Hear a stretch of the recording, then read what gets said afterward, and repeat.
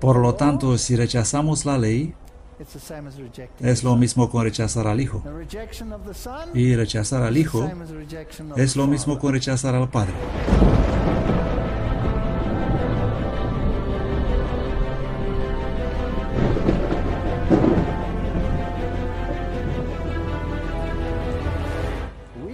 Estamos al borde mismo del conflicto final y el mundo necesita ser advertido. Este movimiento no es para formar congregaciones separadas. Este movimiento es para animar a todos. Así que el mundo parece revuelto. Pero ¿quién origina estos eventos? No se trata solo del mundo árabe. Está sucediendo en Europa. Esto va a venir aquí. La gente está harta de todo lo que está pasando en este mundo. Y esta es la brecha que necesita ser reparada en el tiempo que vivimos. Podemos estudiar profecías, podemos saber lo que está sucediendo en el mundo, podemos ver todas estas cosas, pero si no empezamos aquí mismo con Jesús, no vamos a ninguna parte. Reparando la brecha.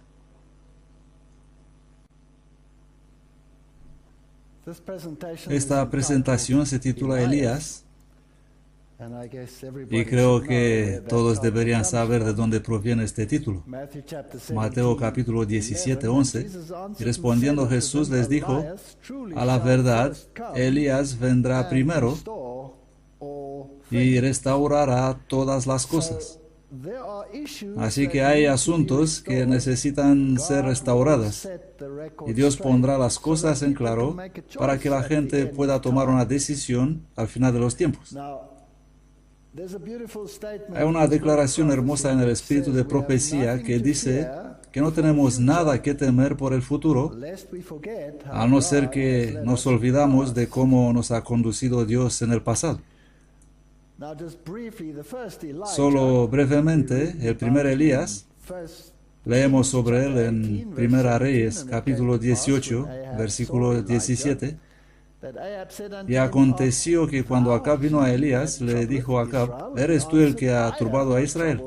Y él respondió, yo no he turbado a Israel, sino tú y la casa de tu padre, dejando los mandamientos de Jehová y siguiendo a los Baales. Así que el componente principal del mensaje de Elías es hacer la gente volver a la obediencia a Dios y eliminar todas las formas de culto a Baal. El sincretismo tendrá que desaparecer con el fin de cumplir estas demandas. El segundo Elías fue Juan el Bautista. Por supuesto, este es el mensaje y no la persona. Y él era predicando en el desierto de Judea y diciendo, arrepentíos porque el reino de los cielos se ha acercado, y porque este es aquel de quien habló el profeta Isaías diciendo, voz del que clama en el desierto, preparad el camino del Señor, enderezad sus sendas.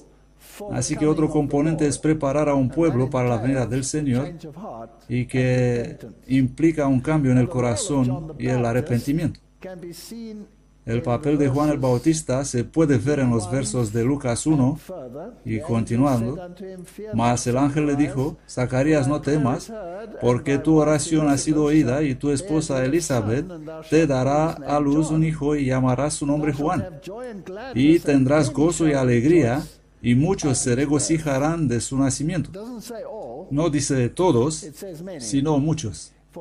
Porque será grande delante del Señor, y no beberá vino ni sidra, y será lleno del Espíritu Santo, aún desde el vientre de su madre. Así pues, aquí hay una promesa. Cuando vino Elías, este primer antitipo, desde el primer momento, desde el vientre, el Espíritu Santo estaba presente. Cuando aparecerá el Elías final, puedo suponer que desde el vientre, desde el inicio, el Espíritu Santo estará presente. Ahora bien, si el Espíritu Santo está presente desde el principio para establecer el mensaje del último Elías, ¿Puede ser ese mensaje comprometido? ¿Puede ser cambiado con el tiempo? ¿Cambia el Espíritu Santo su mente? ¿O es que ese mensaje debe ir hasta el final? Supongo que va a ir hasta el final. Y luego, por supuesto, Juan el Bautista vino no comiendo y bebiendo, mientras que Jesús vino comiendo y bebiendo. Lo que significa que Jesús vino a conocer a la gente ahí donde estaban.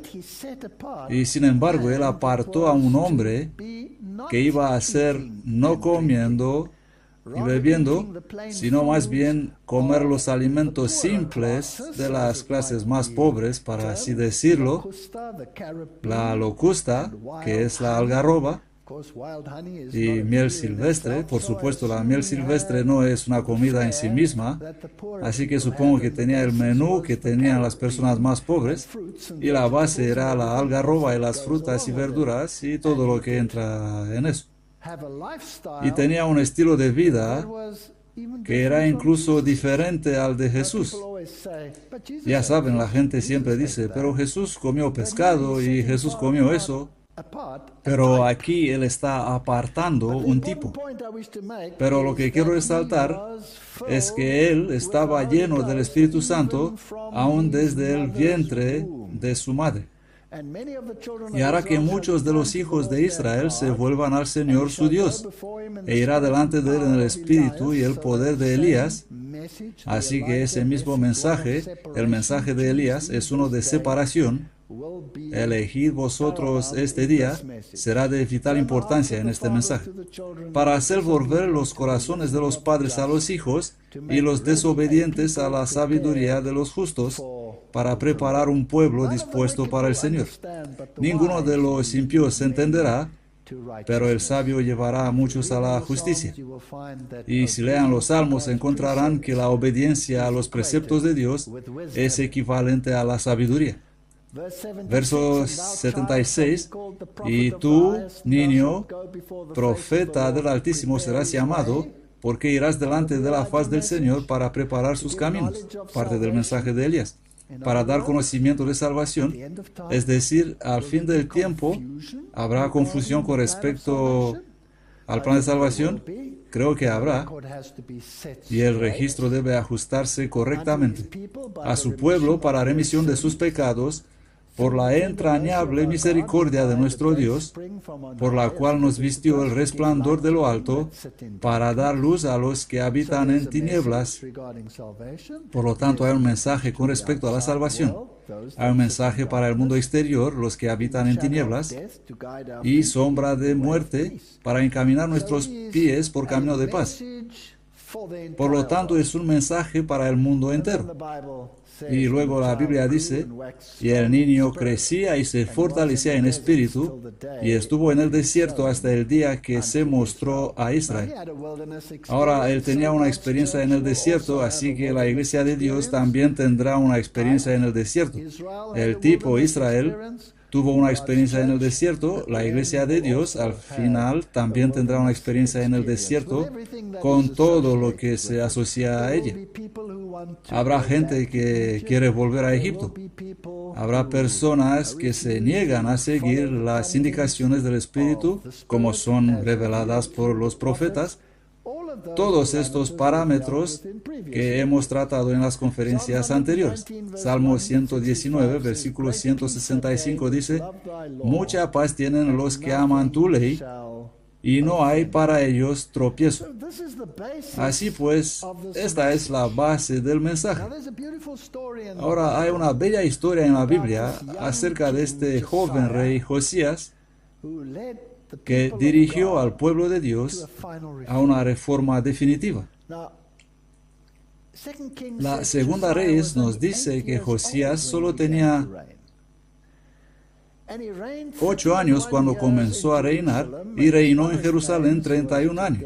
El nombre de su madre fue Jedida, hija de Adaías de Boscat, e hizo lo recto ante los ojos de Jehová, y anduvo en todo el camino de David su padre, sin apartarse ni a derecha ni a izquierda. Y aconteció que a los 18 años del rey Josías, el rey envió a Safán, hijo de Azalías, hijo de Mesulam, escriba a la casa de Jehová, diciendo: Ve a Hilcías, sumo sacerdote, dile que recoja el dinero que se ha metido en la casa de Jehová, que han juntado del pueblo los guardianes de la puerta. Aquí está un joven rey, y esta es la misma reforma final que tendría lugar en medio del pueblo de Dios. Después de este periodo, hay un periodo de decadencia, y finalmente Jerusalén va en cautiverio. Y las reformas que tuvieron lugar aquí sirven como tipo para las reformas finales que deben ser introducidas en el pueblo de Dios al final. Si nos fijamos a los significados de las palabras, Josías significa fundado por Yah, cual significa que si tomas el antitipo, será un movimiento que está establecido por Dios. No se trata de cualquier movimiento, y será impulsado con un poder del Espíritu Santo desde su mismo inicio. Y eso es un punto muy importante. Jedida significa amada. Así que si tomas el significado de estos nombres, hay todo un significado y escatología en ellos. Adaías, Yah ha adornado. Algo especial acerca de estos nombres. Leemos en el verso 5, y que lo pongan en manos de los que hacen la obra, que tienen cargo de la casa de Jehová, y que lo entreguen a los que hacen la obra de la casa de Jehová para reparar las brechas de la casa.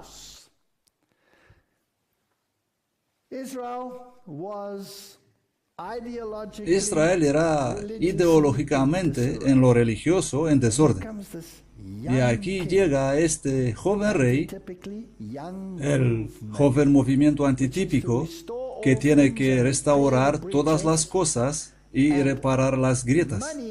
Y el dinero se pone a disposición de los que hacen la obra, a los carpinteros, a los maestros y a los albañiles, para comprar madera y piedra de cantería para reparar la casa.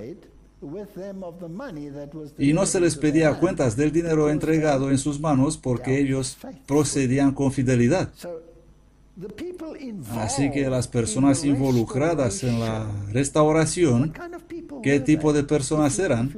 Si nos fijamos en esto tipológicamente, deben haber sido personas fieles, gente en que se podría confiar, gente honesta.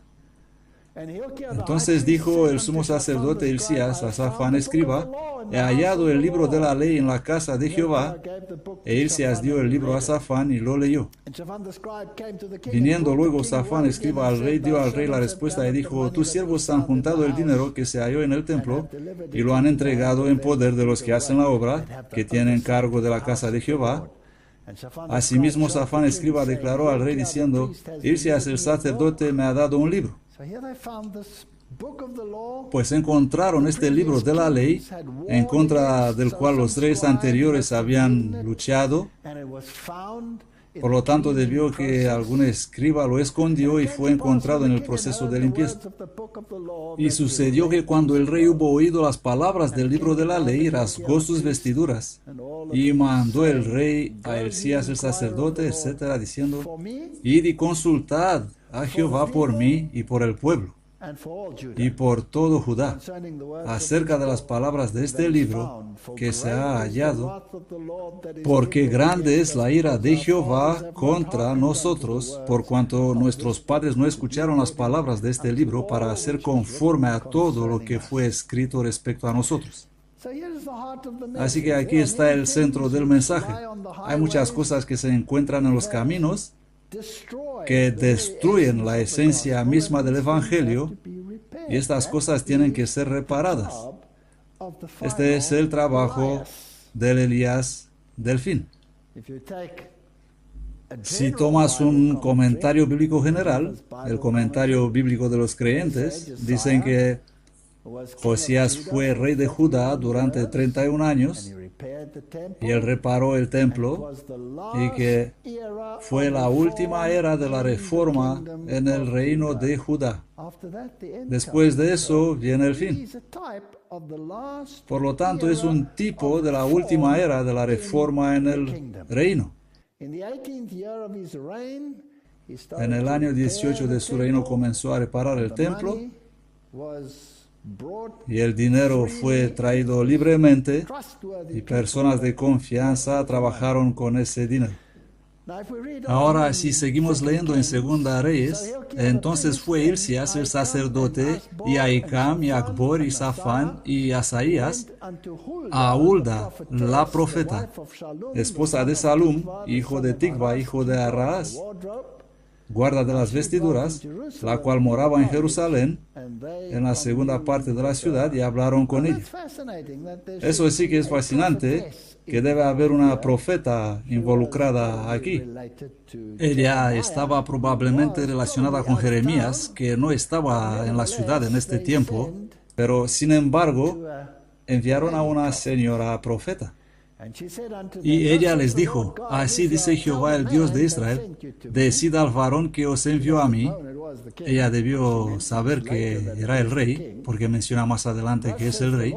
Así dice Jehová: he aquí yo traigo mal sobre este lugar y sobre los que en él moran, según todas las palabras del libro que ha leído el rey de Judá. Así que el resultado final seguirá siendo el juicio. Pero aquí hay un periodo de reforma y la gente puede participar a ella o rechazarla. ¿Por qué habrá este juicio? Por cuanto me abandonaron a mí y quemaron incienso a otros dioses, sincretismo y abandonar al Señor. Una vez más, el comentario de los creyentes de la Biblia dice que Hulda, una profeta, la cual moraba en Jerusalén, y Dios iba a castigar a Judá, pero no iba a suceder en la época de Josías. Tú serás recogido a tu sepulcro en paz. Y dicen, bueno, antes de la catástrofe prometida de la cautividad de Babilonia, o puede significar que Josías moriría en paz con Dios. Bueno, sabemos que él murió porque no escuchó lo que se les dijo, que no debe interferir en una batalla, que en realidad conduciría al levantamiento de Babilonia como vara de Dios. El comentario de Wesley es: el libro original de la ley del Señor, dado o escrito por la mano de Moisés, tal como se expresa que por mandato de Dios fue puesto al lado del arca y probablemente tomado de ahí y escondido por el cuidado de un sacerdote piadoso, cuando algunos de los reyes idólatras de Judá perseguían la religión verdadera y desfiguraba el templo, y cosa que los escritores judíos confirman, quemaban todas las copias de la ley de Dios que podían encontrar. Ahora fue encontrado entre la basura o en algún lugar secreto. ¿Y qué providencia fue esta que todavía se conservaba? Y luego continúa diciendo que Dios cuida de su palabra. Dios no permitirá que su palabra sea destruida. Y esa misma palabra está disponible para nosotros. Al rey de Judá que os ha enviado para que consultaseis a Jehová, diréis así: dijo la profeta Hulda, así dice Jehová, el Dios de Israel, por cuanto oíste la palabra del libro y tu corazón se enterneció y te humillaste delante de Jehová cuando oíste lo que yo he pronunciado contra este lugar y contra sus moradores, que vendrían a ser asolados y malditos, y rasgaste tu vestidura y oraste en mi presencia, también yo te he oído, dice Jehová. ¿Qué podemos aprender de ese texto? ¿Cuál debería ser nuestra actitud inteligente cuando Dios nos llama a una experiencia superior con Él? Una de arrepentimiento, una de reconocimiento de las malas acciones y un esfuerzo decidido para corregir las cosas. Ese es el trabajo de reparación. Por tanto, he aquí, yo te recogeré con tus padres y tú serás recogido a tu sepulcro en paz. Pero sabemos que murió a manos del faraón. Leemos en Profetas y Reyes, el rey debía confiar a Dios los acontecimientos futuros. No podría alterar los eternos decretos de Jehová. Pero al anunciar los castigos retributivos del cielo, el Señor no retiraba la oportunidad de arrepentirse y reformarse. Y esta es la tarea del último Elías. Porque el último Elías pondrá las cosas claras, que Dios ha hecho todo lo posible para que la gente vuelva al arrepentimiento.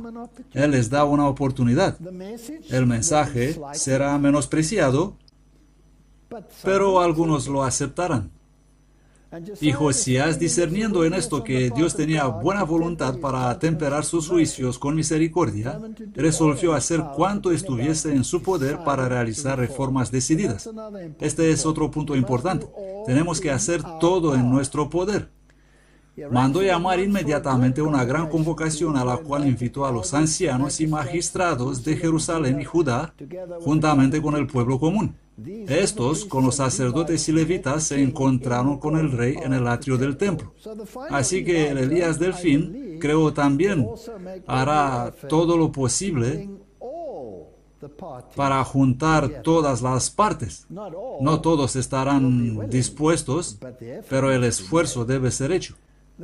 Esto es lo que describe la crónica de Dios sobre Josías, segunda Crónicas 34. A los 8 años de su reinado, siendo aún muchacho, comenzó a buscar al Dios de David su padre, y a los 12 años comenzó a limpiar a Judá. Esto es increíble. Él tenía solo 20 años y limpió la casa. Y a Jerusalén de los lugares altos, de las imágenes de acera, de las esculturas y de las imágenes de fundición, y derribaron delante de él los altares de los Baales. Así que el sincretismo tiene que desaparecer, tiene que haber una limpieza de la casa. Las imágenes deben desaparecer, los lugares altos se deben limpiar, los bosquecillos deben ser limpiados. Y luego se fue y despedazó también las imágenes de acera y las esculturas y estatuas de fundición, y las desmenuzó y esparció el polvo sobre los sepulcros de los que las habían sacrificado. Quemó además los huesos de los sacerdotes sobre sus altares y limpió a Judá y a Jerusalén. Este es un trabajo a fondo. Lo mismo hizo en las ciudades de Manasés, Efraín y Simeón, hasta en Neftalí. Si piensas en eso, eso era fuera de su territorio. Así que él incluso destruyó las figuras de deidades paganas en las ciudades de las tribus con las cuales no tenía nada que ver, eran fuera de su reino. Y devolvió el arca del pacto al templo y reinstauró la Pascua. Muy interesante. A los 18 años, dice segunda Crónicas 34:8, de su reinado, después de haber limpiado la tierra y la casa, envió a Safán, hijo de Setera, y a Joach, hijo de Joachaz, escriba, para que reparasen la casa de Jehová su Dios. Ahora, antitípicamente, ¿qué significa la casa de Dios? Representa a la iglesia. Representa al pueblo de Dios. No es un templo de piedra, sino que es un templo de piedras vivas que son moldeadas y talladas en la cantera de esta vida y construyen el templo. Ahora la casa de Dios está en mal estado y necesita reparación. Entonces mandó el rey a todo el pueblo diciendo: celebrad la Pascua a Jehová nuestro Dios, conforme a lo que está escrito en el libro de este pacto. Tenemos que restaurar la imagen de Cristo en la iglesia. Tenemos que restaurar la obediencia dentro de la iglesia. Tenemos que restaurar la justificación por la fe. En verdad no se había celebrado tal Pascua desde los días de los jueces. Segunda Reyes 23:1 dice: entonces el rey mandó que se reuniesen con él todos los ancianos de Judá y de Jerusalén, y subió el rey a la casa de Jehová con todos los varones de Judá y con todos los moradores de Jerusalén, con los sacerdotes y profetas, y con todo el pueblo, desde el más chico hasta el más grande, y leyó, oyéndolo ellos, todas las palabras del libro del pacto. Es casi como si fuera aquí un tipo de Cristo que está reafirmando su palabra al pueblo y a los profetas y a los sacerdotes. No te imaginas que el sacerdote la leería, pero lo leyó. Es como si Jesús está diciendo, quiero que entiendas la base de la verdad y que lo puedes encontrar en la palabra. Y el rey se puso de pie junto a la columna e hizo pacto delante de Jehová de que irían en pos de Jehová y guardarían sus mandamientos y sus testimonios y sus estatutos. Este es el mensaje de Elías, volver a la obediencia, a cumplir las palabras del pacto que estaban escritas en aquel libro. Y todo el pueblo confirmó el pacto. Entonces mandó el rey al sumo sacerdote Hilcías y a los sacerdotes de segundo orden y a los guardianes de la puerta que sacasen del templo de Jehová todos los vasos que habían sido hechos para Baal y las destruyesen, y los quemó fuera de Jerusalén en el campo de Cedrón. Y destituyó a los sacerdotes idólatras que habían puesto los reyes de Judá. También sacó la imagen de Acera fuera de la casa de Jehová, fuera de Jerusalén, al torrente de Cedrón, y la quemó. Además derribó las casas de los sodomitas. ¿En qué estado estaba Israel? Si es que tenía incluso sodomitas rituales entre ellos. Me pregunto si podríamos ir tan lejos que tener la compañía de misma canalla en la actualidad. Igualmente el altar que estaba en Betel, esta es una historia interesante, que Jeroboam levantó, él cumplió la profecía allí. Y se volvió Josías y viendo los sepulcros que estaban allí en el monte, envió y sacó los huesos de los sepulcros y los quemó sobre el altar. Así que hizo limpieza. Es como limpiar toda la historia de la apostasía. Aquí en este mismo altar que Jeroboam había levantado como una falsificación del altar que estaba en Jerusalén para contaminarlo. Y entonces vio el título o el nombre del profeta que había profetizado estas mismas palabras que este rey vendría, y él lo mencionó por su nombre. Y vamos a ver eso en un momento. Dice, ¿qué monumento es este que veo? Y los de la ciudad le respondieron, este es el sepulcro del varón de Dios que vino de Judá y profetizó estas cosas que tú has hecho sobre el altar de Betel. Y él dijo, dejadlo, ninguno mueva sus huesos. Y así fueron preservados sus huesos y los huesos del profeta que habían venido de Samaria. Esto había sucedido 300 años antes.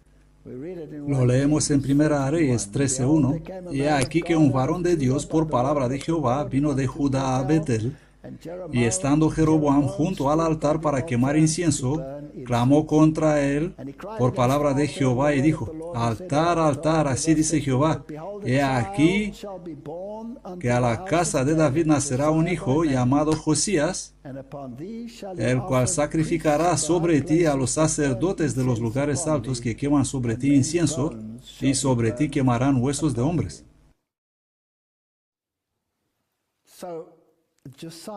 Por lo tanto, Josías es un rey profético. El limpiador antitípico, el Elías por venir, es también un movimiento profético. Josías murió a manos del faraón egipcio Necao en Megido en el año 609. Y su programa de reforma religiosa acabó cuando Judá fue sometido primero a Egipto y luego a Babilonia antes de la destrucción de Jerusalén. Y él hace parte incluso de la genealogía de Jesús. Ahí está, Josías. Y Josías engendró hasta el tiempo de la cautividad en Babilonia.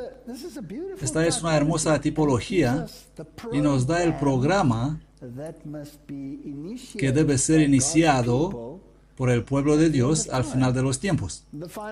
Las reformas finales deben, por lo tanto, ser de naturaleza similar. El mensaje de Elías fue uno de arrepentimiento, un llamado a seguir a Dios con todo el corazón, de guardar los mandamientos. Y Juan el Bautista era el antitipo de Elías, tenía el mismo mensaje de advertencia y también lo hará el Elías final. Juan el Bautista, ¿se recuerdan? Estaba bajo el control del Espíritu Santo desde el mismo inicio, y así el antitípico será igual. El movimiento adventista surgió a finales del siglo XVIII. Fue un movimiento internacional. Llegó en un tiempo de bajo nivel de espiritualidad humana, probablemente uno de los más bajos.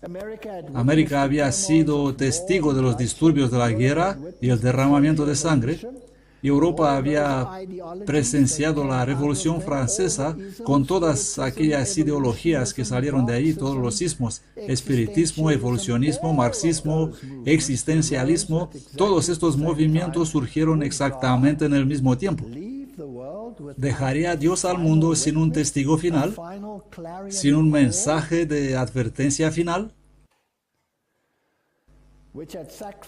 Que había sacrificado la verdad a la diosa de la razón, la Revolución Francesa. Todo el gobierno del sistema papal se basa en la razón y no en la palabra de Dios. En medio de escenas que transformaron a los hombres a la imagen de bestias brutales, en lugar de la imagen de Dios. Y en los Estados Unidos, Leonard Woolsey Bacon resumió la posición moral de aquel tiempo de la manera siguiente: los últimos años del siglo XVIII muestran la marca más baja, marea de reflujo más bajo de la vida espiritual en la historia de la Iglesia americana. La desmoralización de la vida militar, la furia de las facciones políticas, la moralidad materialista de coge céntavo de Franklin. Estos fueron todos altos masones con actividades muy pervertidas. El deísmo filosófico de hombres como Jefferson. Dios está en un lugar arriba, pero no le importa, sino que simplemente deja las cosas suceder al azar. La obscenidad popular de Tom Paine. Este es como un quién es quién en la masonería. Han causado, juntos con otras influencias desfavorables, provocar un estado de cosas que a la vista de poca fe parecía casi desesperado. Esta era la condición. Ya era hora para un Josías. Era el tiempo para el antitípico Elías, el Elías por venir, que iba a ser imbuido del Espíritu Santo desde su concepción, desde su nacimiento. Así que de esta situación aparentemente desesperada surgió lo que se ha denominado el Gran Avivamiento. En Europa y América se produjo mucho énfasis en la segunda venida de Jesús.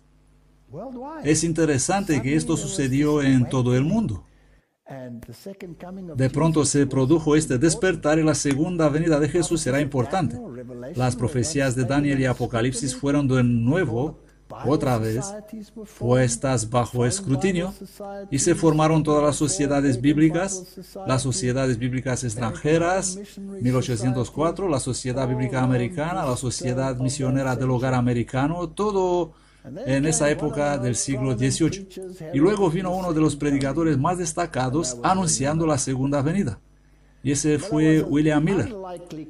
Miller era un candidato improbable, ya que sus primeras convicciones religiosas lo clasificarían como deísta, así que tenía la misma mentalidad y era masón.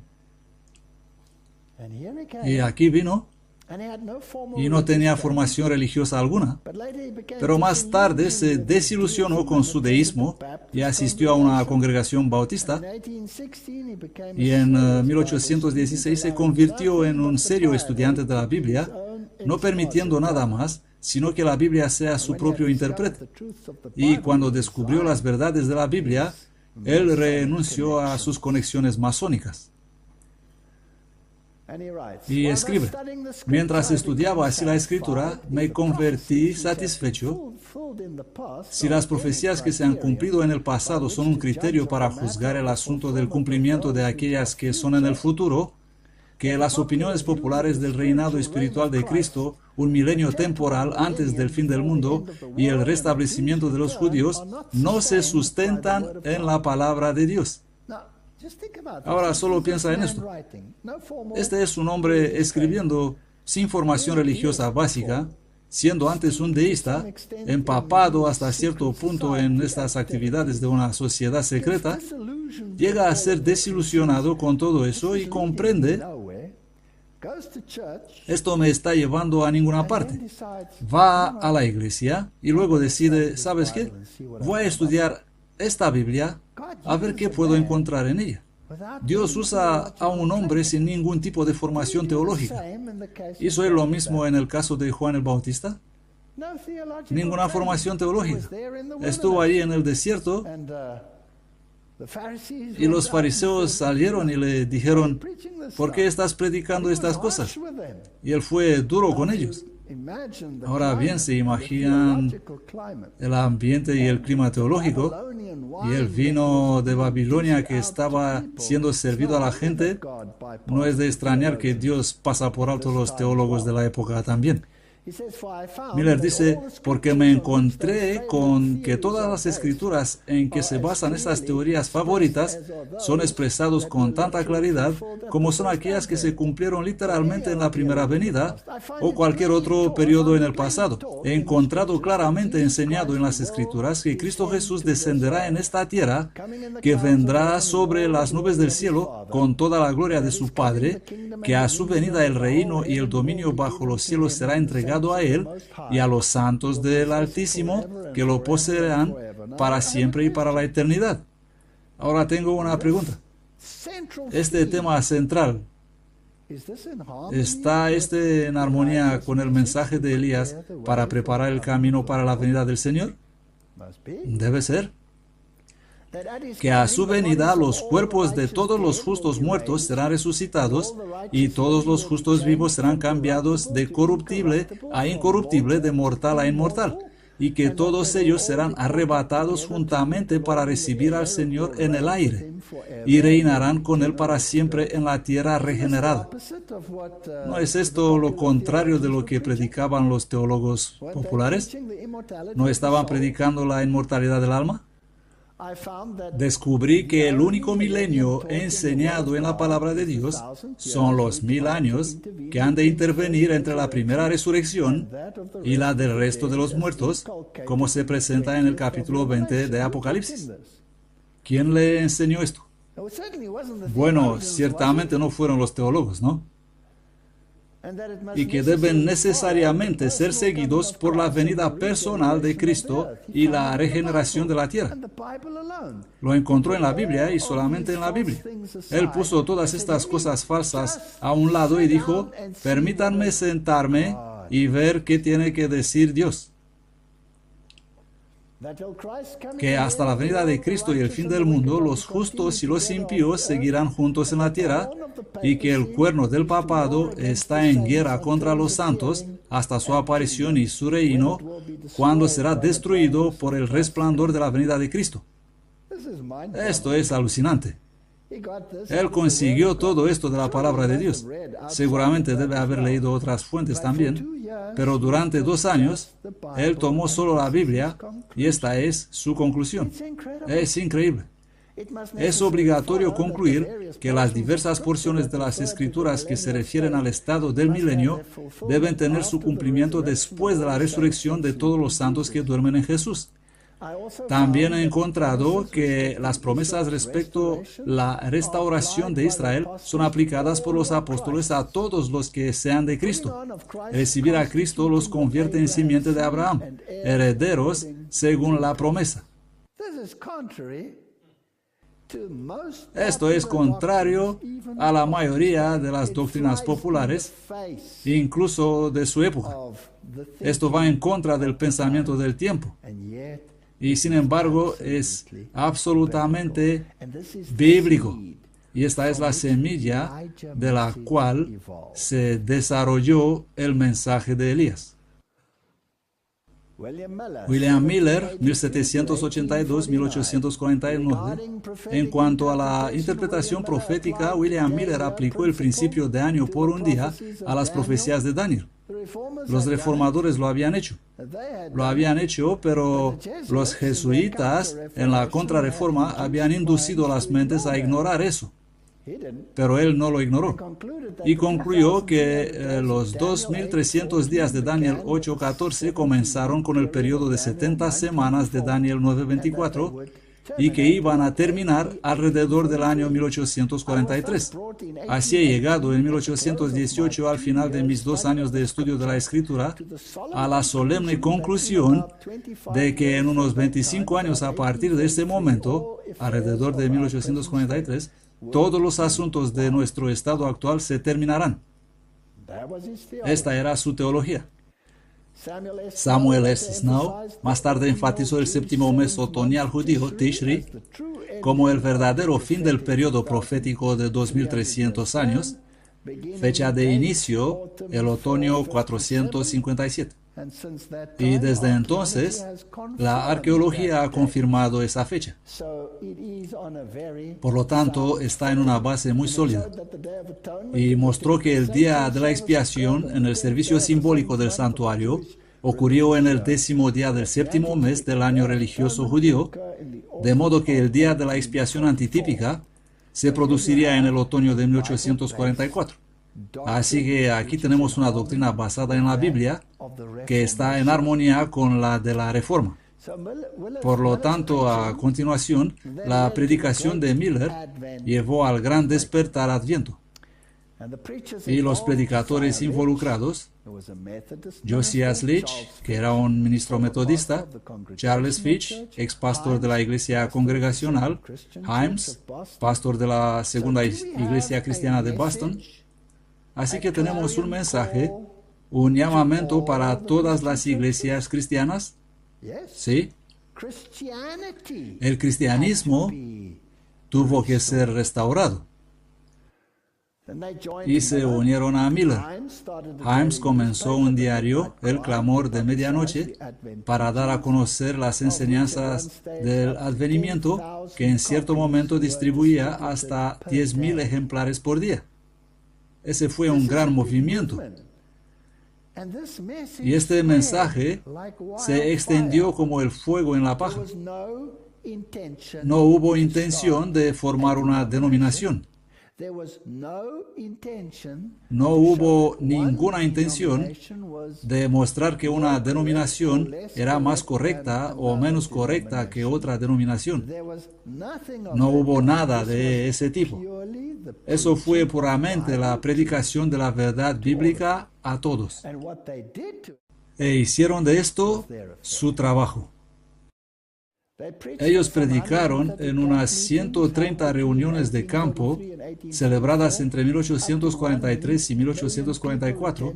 Más de 1 millón de personas asistieron. La población total de los Estados Unidos en ese momento solo era 17 millones. El mismo Miller predicó unos 4,000 sermones en aproximadamente 500 pueblos y ciudades. Un solo hombre. Quiero decir, eso fue disparado. Veamos algunos de estos pioneros. Josiah Leach era médico, era metodista, y fue quien predijo la caída del Imperio Otomano en 1840. Y luego Joshua Himes, él fue quien publicó el primer periódico millerita, Signs of the Times, las señales de los tiempos. Él organizaba las conferencias y jugó un papel decisivo en el primer diagrama profético millerita diseñado por Charles Fitch y Apollo Hale, y organizaba las giras de conferencias. Así que se trataba de personas de diferentes denominaciones, no era un solo pequeño grupo. Y Charles Fitch fue un hombre muy interesante. Él fue uno de los más prominentes líderes mileritas. Y fue él quien, detrás de la escena, diseñó el diagrama de 1843. Ahora quiero recordarles una vez más que el tipo, Juan el Bautista, estaba bajo la dirección del Espíritu Santo desde el nacimiento. Y aquí se ve el nacimiento del movimiento adventista. También editó la revista semanal La Segunda Venida de Cristo. El 26 de julio de 1843, él publicó su sermón sobre Apocalipsis 14 y 18 en relación con el poderoso ángel que clamaba: Babilonia la Grande ha caído. Noten, eso era antes de 1844. Seguido de la amonestación: salid de ella, pueblo mío, para que no seáis partícipes de sus pecados y que no recibáis de sus plagas. Y Fitch sostuvo que Babilonia ya no se limitaba al catolicismo, sino que ahora se incluye también el gran grupo de la cristiandad protestante que se había negado a aceptar la luz sobre la segunda venida. Así que esto no es algo que ha ideado la iglesia adventista. Esto es antes de ese tiempo. Y bien, ¿por qué hizo Miller eso? Porque al principio este mensaje fue recibido por las iglesias. Ellos invitaron a los milleritas a venir y predicar en las iglesias, pero cuando llegó cerca del tiempo predicho, con el tiempo cerraron las puertas y excomulgaron y echaron a los milleritas. Y cuando ese mensaje no fue recibido por las instituciones, luego el mensaje empezó a salir: ha caído Babilonia. Y eso incluía las iglesias protestantes que habían rechazado este mensaje. Sin embargo, unas 50,000 personas de todas las denominaciones salieron y formaron el núcleo de este mensaje. Uno de los textos que era muy destacado para ellos y muy importante para ellos fue la profecía de Habacuc. Leemos en el capítulo 2: estaré de guardia y me apostaré en la torre y velaré para ver qué habrá de decirme y qué habré de responder cuando yo sea reprendido. Y Jehová me respondió y dijo: escribe la visión y haz que resalte claramente en tablas, para que corra el que leyere en ella, porque la visión es para un tiempo señalado, mas al fin hablará y no mentirá.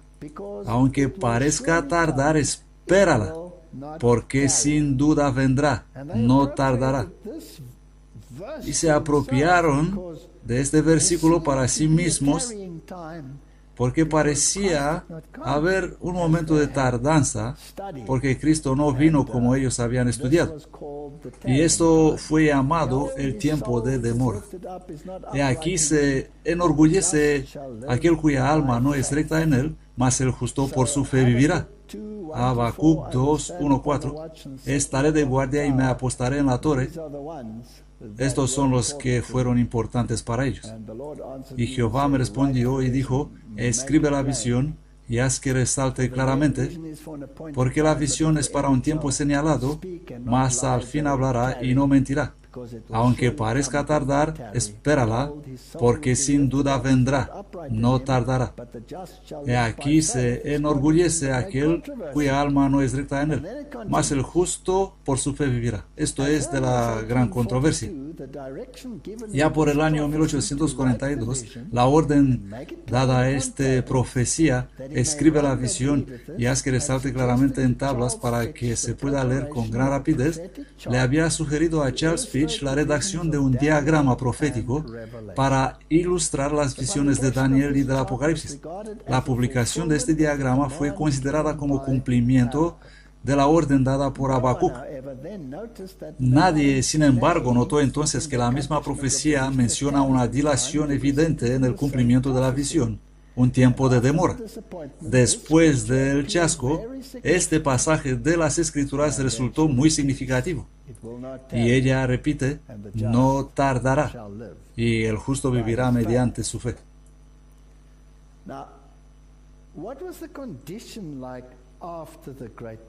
Ahora, ¿cuál era la condición como después de la gran decepción? Y si vamos a estos pioneros al inicio de este movimiento, leemos lo que escribió Hiram después de gran chasco. Nuestras esperanzas y expectativas fueron destruidas, y un tal espíritu de llanto vino sobre nosotros como nunca había experimentado antes. Parecía que la pérdida de todos los amigos terrenales podría haber sido sin comparación. Lloramos y lloramos hasta que el día se fue. Reflexioné en mi propio corazón diciendo, mi experiencia del advenimiento ha sido la más rica y más brillante de toda mi experiencia cristiana. Si esto hubiera sido un fracaso, ¿para qué valía el resto de mi experiencia? ¿Demostró esto que la Biblia es un fracaso? ¿No hay Dios, ni cielo, ni ciudad de oro? ¿No hay paraíso? ¿Es todo esto sino una fábula astutamente ideada? ¿No hay ninguna realidad para nuestra esperanza y expectativa de estas cosas más preciadas? Y así tuvimos algo para qué llorar y afligirnos. Si se perdieron todas nuestras esperanzas. Y como dije, lloramos hasta que se fue el día. 50,000 personas habían salido de las diversas confesiones. Todos estaban en la expectativa, esperando el gran evento, y el gran evento no se materializó. Hubo un tiempo de demora. Y los 50,000 fueron reducidos a 50. Estos fueron 50 personas que se negaron a renunciar a la idea de que Dios había conducido el movimiento, porque el movimiento era basado en la Biblia, era profético, era comprobado y vuelto a comprobar en principios bíblicos, y algo tenía que estar equivocado. Así que Hiram Edson, el ex metodista, fue el que se desarrolló en el significado de la purificación del santuario. Esta mala interpretación. Después de la gran decepción, Dios aclaró a Edson como en una visión una escena de asombro. Cristo, nuestro sumo sacerdote, entrando en el lugar santísimo del santuario celestial para comenzar una obra especial de juicio antes de su regreso. Junto con sus amigos Owen Crozier y Hag, estudiaron el tema de la purificación del santuario desde la perspectiva bíblica y publicaron sus conclusiones en el diario del advenimiento, El Amanecer, y más tarde en La Estrella del Día. Y a partir de eso, los mensajes del advenimiento evolucionaron gradualmente. Ahora bien, este mensaje fue, por supuesto, iba a convertirse en un mensaje universal, porque la Biblia dice, debes profetizar otra vez a muchos pueblos, naciones y lenguas. Y las personas que estuvieron involucradas tuvieron que ser de tal calibre y tan basados en la Biblia que eran básicamente imbuidos por el Espíritu de Dios. Ahora, la ley era la norma de justicia. El mensaje del santuario fue la vía de escape de la condenación de la ley. Es interesante que ambos mensajes fueron dados en el Sinaí. Dios dio los 10 mandamientos a Moisés, pero no le dio los 10 mandamientos sin darle el mensaje del santuario. Así que al final del tiempo, cuando la ley es establecida, ¿no estaría el mensaje del santuario acompañándola? ¿No debe el tipo encontrar el antitipo? Ambos son esenciales para el plan de salvación. Así que si entendemos las demandas vinculantes de la ley, entonces vamos a aferrarnos al mensaje del santuario que abre la puerta a la gracia. Y el mensaje del santuario nos dice que el santuario debe ser purificado. El registro de los pecados debe ser removido para que un día podamos estar delante de Dios como si nunca hubiéramos pecado. El plan de salvación es tan completo. No solo implica el perdón de los pecados, sino que también implica la eliminación del registro de los pecados.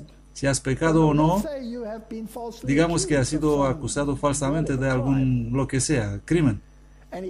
Y eventualmente que tengas tu nombre borrado, pero el registro de tu crimen aún está en los libros. ¿No harías todo en tu poder para eliminar el registro?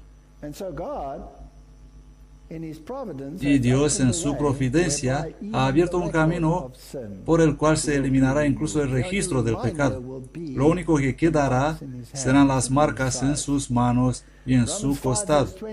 Romanos 5:20, y la ley entró para que el pecado abundase, pero cuando el pecado abundó, sobreabundó la gracia. Así que la ley y la gracia, el santuario y la ley, tienen que ir de la mano. Deben trabajar juntos. Así pues, para que la gracia abunde, la necesidad de la gracia debe ser presentada para que todos lo vean.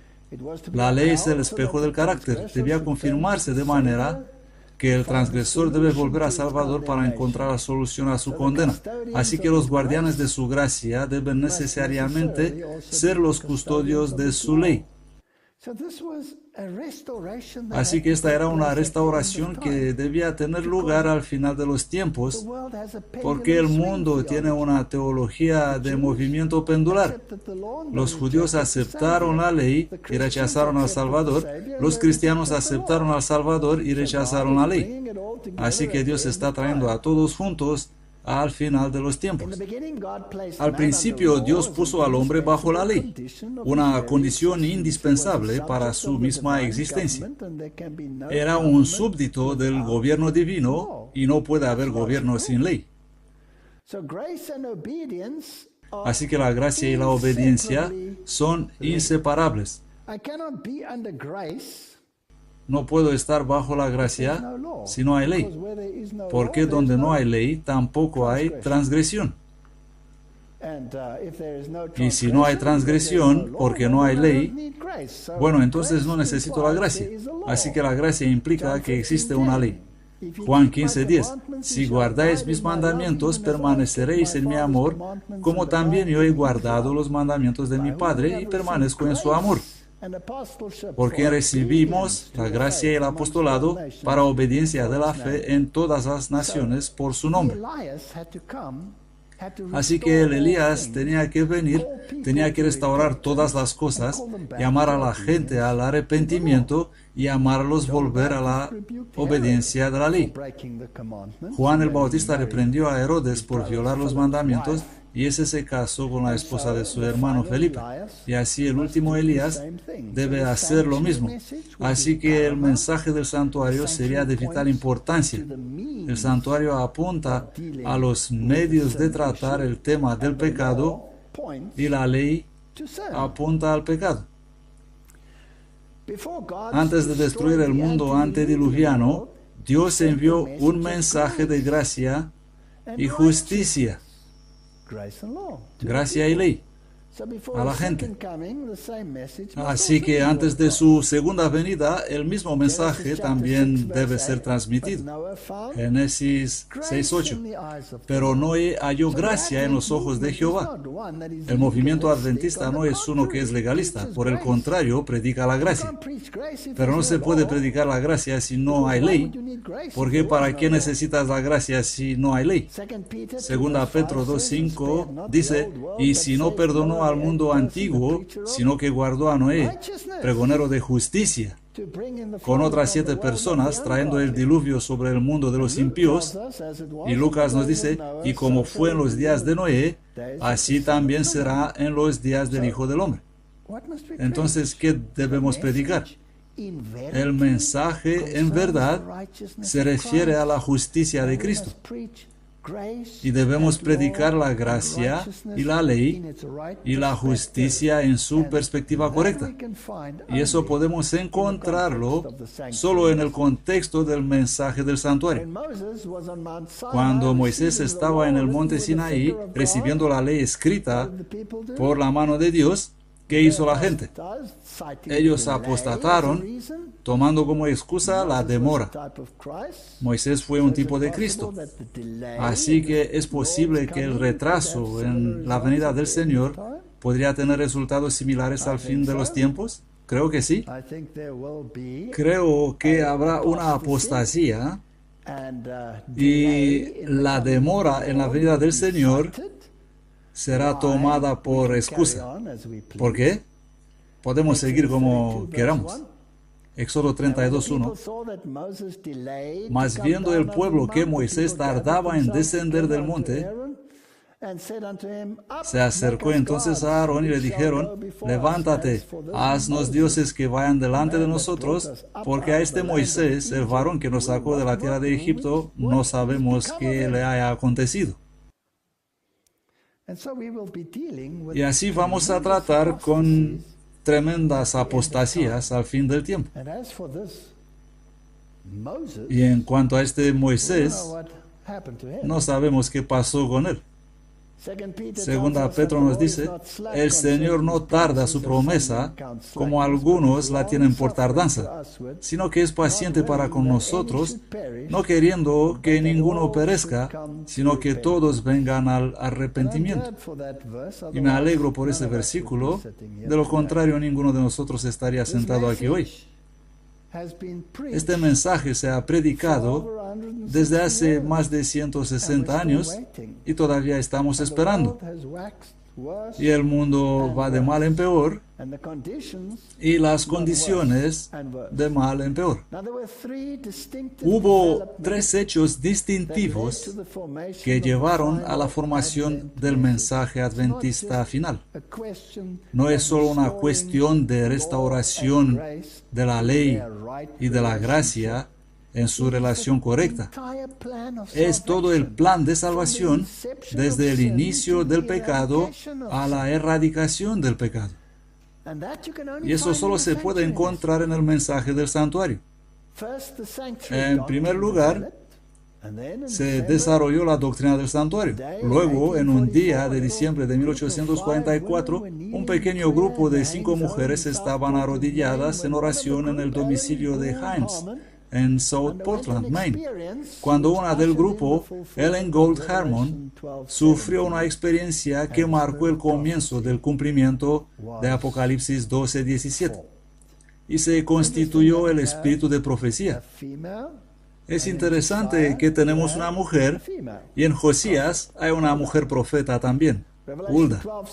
Apocalipsis 12:17. Entonces el dragón se enfureció contra la mujer y se fue a hacer guerra con el remanente de la simiente de ella, los cuales guardan los mandamientos de Dios. Eso tenía que ser restaurado, pero también ellos tienen el testimonio de Jesucristo, que es el espíritu de profecía, según Apocalipsis 19:10. Esta es la doctrina adventista. La tercera, esto es de la oficina de Illinois, la tercera doctrina distintiva que unía a este pequeño cuerpo de adventistas y que más que nunca los puso aparte de los demás, era el sábado del séptimo día. En el momento de la decepción, más o menos pocos creyentes adventistas habían aceptado el sábado en New Hampshire, Washington. A principios de 1845, Joseph Bates leyó un artículo de T.M. Preble en Nashua, New Hampshire, publicado en el folleto La Esperanza de Israel, lo que le llevó a una aceptación de las alegaciones del cuarto mandamiento. A su vez, Bates enseñó la verdad del sábado a los demás y escribió folletos explicando su significado e instando a su observancia. En 1846 publicó un folleto, El sábado del séptimo día, una señal perpetua, una copia de la cual llegó a manos de James White y Ellen Harmon White, aproximadamente en el momento de su matrimonio, ese mismo mes. Ellos también lo aceptaron. Cuando Dios restaura la ley, seguramente Él debe restaurar el sábado. Así que después del gran chasco, estas fueron las conferencias que se celebraron y se establecieron los 5 pilares del adventismo: la doctrina del santuario, la doctrina de la segunda venida, el sábado, el estado de los muertos y el espíritu de profecía. Ahora, si el Espíritu Santo estuvo con este movimiento desde su nacimiento, desde su creación, entonces lo que fue establecido por el Espíritu Santo permanece firme y no puede cambiar. De esto surgió la realización del contexto de los mensajes de los 3 ángeles que tenían que ser predicados a todo el mundo. Y el mensaje de salud fue añadido más tarde como el brazo derecho del heraldo del Evangelio. Ahora quiero llevarles la escala de Pedro. Este es un punto importante. Conforme a su divino poder, 2 Pedro 1:3, como todas las cosas que pertenecen a la vida y a la piedad, nos han sido dadas conforme a su divino poder, mediante el conocimiento de aquel que nos ha llamado a gloria y virtud. Así que aquí hay un progreso en el desarrollo cristiano, por medio de las cuales nos ha dado preciosas y grandísimas promesas para que por ellas fuésemos hechos partícipes de la naturaleza divina. En otras palabras, si quieres ser transformado y Dios quiere transformarte a la imagen que hemos perdido, entonces esta es la escalera sobre la que debemos poner nuestros pies. Habiendo huido de la corrupción que hay en el mundo por la concupiscencia, y además de esto, poniendo toda la diligencia en esto mismo, añadida a vuestra fe, virtud. Todo el mundo tiene que empezar con la fe, aunque sea tan pequeña como un grano de mostaza. Y si entiendes por fe cuáles son los requisitos, bueno, entonces empezarás a limpiar tu vida, ¿verdad? Y dejarás de hacer lo que hacías antes. Esa es la virtud.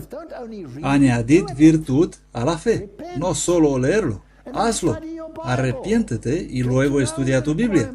Conoce los requisitos de Dios, comprende los principios involucrados y añade conocimiento. Y una vez que tengas conocimiento, entenderás la importancia de la temperancia. Si no pones el pie en el peldaño de la temperancia, entonces no puedes progresar al siguiente.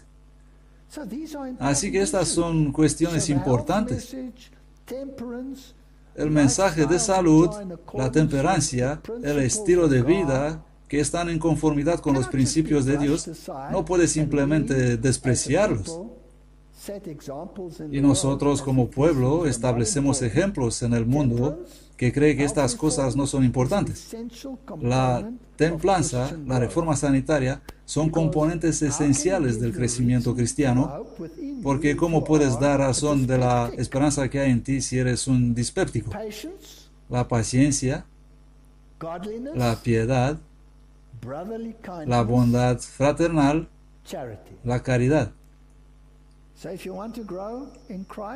Así que si quieres crecer en Cristo, entonces deben ser incorporados todos estos pasos.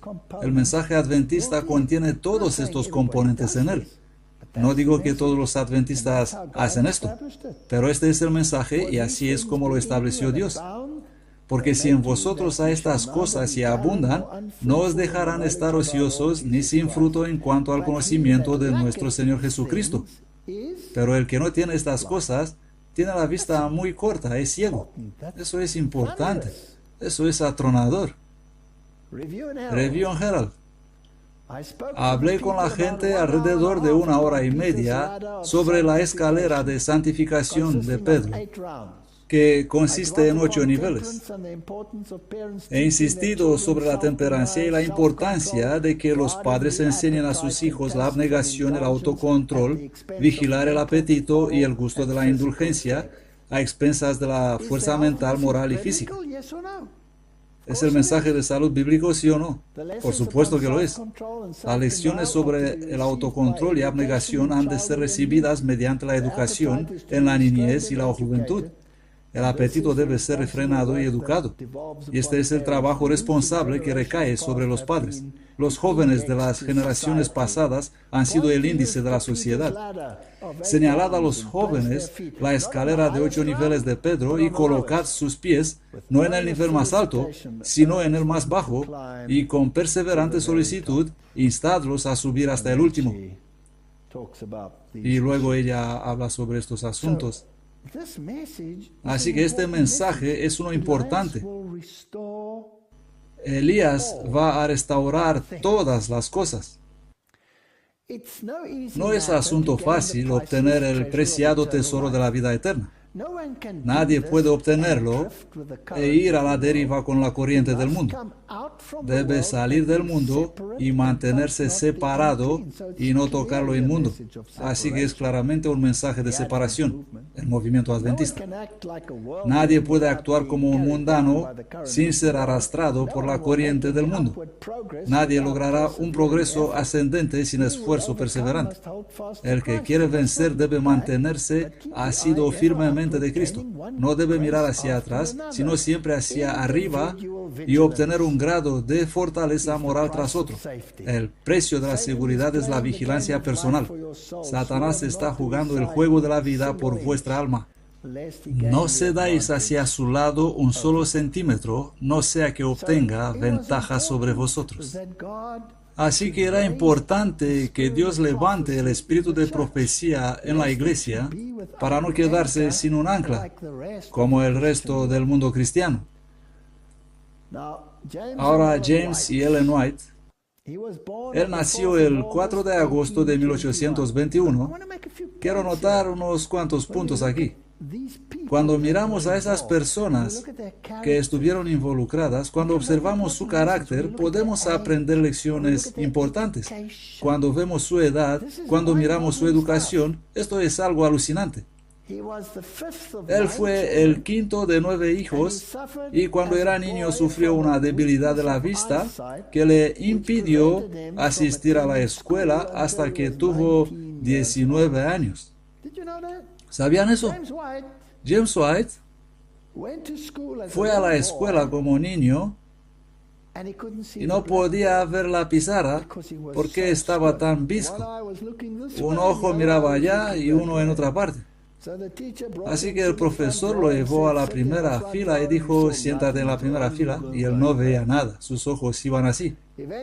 Finalmente dijeron, no podemos hacer nada por ti. En aquellos días no tenían las tecnologías actuales y lo enviaron a casa. Y él tuvo que crecer en la granja, trabajando en la granja, hasta los 19 años, sin educación. No sabía leer, no sabía escribir, nada, hasta que tuvo 19 años. Ellen White, su esposa, tuvo una lesión en la cara. Conocéis la historia, cuando una piedra fue arrojada contra ella por una compañera de clase cuando ella tenía 9 años. Y ella también tuvo que dejar su educación básica, así que tenía 3 años de educación solo. Aquí había 2 personas que en su juventud no tenían ningún tipo de educación. Ahora, curiosamente, James White, cuando tenía 19 años, tuvo algún virus, probablemente el mismo que tuve yo, quién sabe, y estaba en la cama con escalofríos. Y una mañana su madre entró y ahí estaba él tumbado en la cama y acababa de recuperarse, bañado en sudor. Y sus ojos estaban rectos y podía ver. Y dijo, puedo ver bien. Quiero aprender a leer y escribir. Y se fue a la escuela. Su padre le dijo, te vas a ver como un tonto sentado aquí con los niños. Tienes 19 años, no puedes ir a la escuela. Pero él dice, quiero leer. Y fue a la escuela. Y en 3 meses, alcanzó todo, hasta el último grado. Estudiar y estudiar y estudiar, hasta el punto de que era tan bueno que le rogaron quedarse como maestro. Estas no eran personas comunes. Y Ellen White, después que recibí la visión y Dios me dio la luz, Él me ordenó transmitirla, pero no tenía valor hacerlo. Era tan joven y pensé que no la recibirían de mí. 1847. Estas visiones son denigradas hoy, despreciadas, ridiculizadas por tanta gente. Y si lees todos los libros que salen con respecto a esas visiones, la mentira White y la lista es interminable. Y como evangelista tuve que leer y estudiar estas cosas para ver qué dicen. Y si lees casualmente, entonces podría temblar tu fe.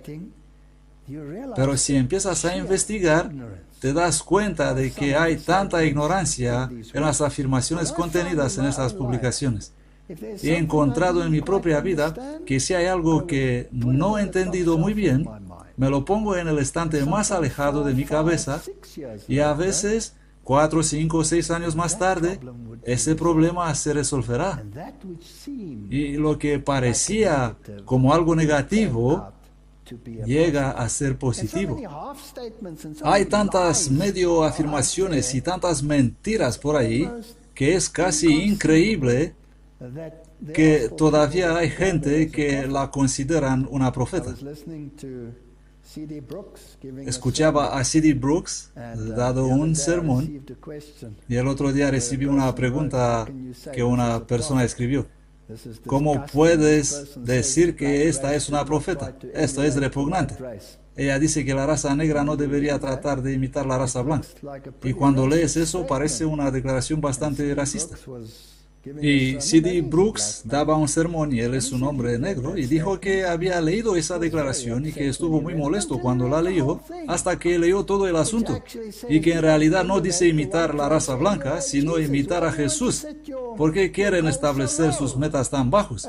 Apunten un poco más alto. El objetivo es Jesús. Cierto hombre con el nombre de Dr. Moyerus Cooperus, un médico jubilado de Loma Linda y editor fundador de Spectrum Magazine, afirmó que las visiones de Ellen White fueron inducidas por los ataques de epilepsia. Así que incluso dentro de nuestras propias filas se levantan personas y teólogos que denigran el espíritu de profecía. Uno de nuestros rectores de una de nuestras grandes universidades europeas dijo: no puedo recibir órdenes de una mujer con solo 3 años de educación. He contado esta historia antes. Le escribí, nunca recibí una respuesta. Le dije: si el Señor hablara a través de un burro y te niegas a escuchar, podrías tener una confrontación con el ángel del Señor, más aún si te habla por una mujer con 3 años de educación. Pero de todos modos, el doctor Moyerus Cooperus dijo que tuvo ataques epilépticos. Bueno, me gustaría decirle que son los mejores ataques de epilepsia que he leído jamás. En 1981, Delbert Hodder, un pediatra con un interés especial en neurología pediátrica, escribió en Evangélica, una revista que ya ha desaparecido, que las visiones de Ellen White se debieron a lo que ahora se conoce como complejo parcial o ataques convulsivos psicomotores. Y luego Moyerus Cooperus tomó esto y se refirió a ello como la epilepsia del lóbulo temporal. Y ahí, si vas a la página web de Spectrum Magazine, Espectro, la revista Espectro en español, dice aquí en su página web: la prima edición de Spectrum, el diario de la Asociación de Foros Adventistas, apareció en marzo de 1969 bajo la dirección editorial de Moyerus Cooperus, así que incluso entonces vinieron con historias tan interesantes, entre comillas. Así que yo sugería que cualquiera que quiera familiarizarse con todo el espectro de la apostasía adventista, esta sería una buena revista para leer. El mensaje final al mundo, Apocalipsis 10:9, y fui al ángel y le dije: dame el librito, y él me dijo: toma y cómelo, y te amargará tu vientre, pero en tu boca será dulce como la miel. Tomé el librito de la mano del ángel y lo comí, y en mi boca fue dulce como la miel, y cuando lo hube comido amargó mi vientre. Y él me dijo: es necesario que profetices otra vez ante muchos pueblos y naciones y lenguas y reyes. Este capítulo 10 de Apocalipsis se refiere al desellamiento de un pergamino. Y el único pergamino que fue sellado hasta el tiempo del fin fue la profecía de Daniel acerca de los 2300 días. Cuando eso se había interiorizado y supuestamente entendido, fue el mensaje dulce sobre la venida de Cristo. Pero cuando se demoró, se convirtió en una amarga decepción. Pero después de la amarga decepción, ellos descubrieron la verdadera esencia del mensaje del santuario y se dieron cuenta de que en lugar de llegar a su fin, el mensaje acababa de empezar. Así que tuvieron que profetizar otra vez a muchos pueblos, naciones, lenguas y reyes. Este movimiento se convertiría en un movimiento internacional. El mensaje del primer ángel en el capítulo 14 del Apocalipsis, que anuncia la hora del juicio de Dios y que exhorta a los hombres a que le teman y adoren, tenía por objeto separar al pueblo que profesaba ser de Dios de las influencias corruptoras del mundo y despertarlo para que viera su verdadero estado de mundanalidad y apostasía. Con este mensaje, Dios había enviado a la iglesia un aviso que, de ser aceptado, habría curado los males que la tenían apartada de él.